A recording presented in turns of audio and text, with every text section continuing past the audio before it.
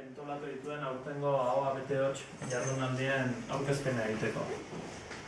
Euskalkiak, batua eta erregistroa ahozko kultur sorkuntzan gaia izango da hizpide aurtengo jardunaldi honen edizioan. Iaz, aipatu genuen, euskarak aldi berean bizia, jasoa eta jostagarria izateko duen beharra, baina nola lortu hori. Euskara batuak baditu merituak eta ajeak. Batuaren bidez lortu da euskara formala zehaztea, unibertsitaterako, hedabideetarako edota administraziorako behar beste jasoa. Euskara ikasleek ikasteko moduko hizkuntza egin dugu eta hiztun berri asko lortu dira horri esker.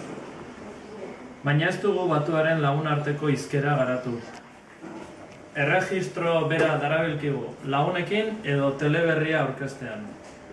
Ez du freskotasun. Batek esan zian lehengoan, alabak esan dit euskaraz txisteek ez dutela graziarik.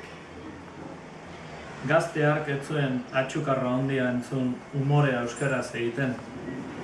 Harena bai grazia. Baina hark ez zuen batuaz egiten ez.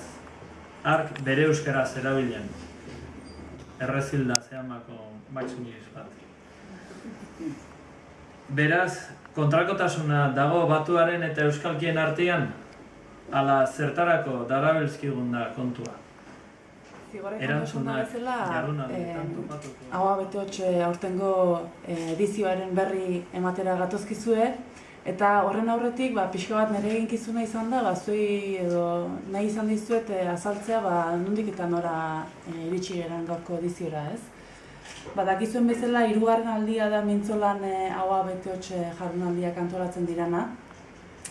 Jardunaldi hauek antolatzeko mintzolan aterpean batez ere bersozale elkartea, kantuzale elkartea, antzerkizale elkartea eta ipuintalariak elkartzen gera.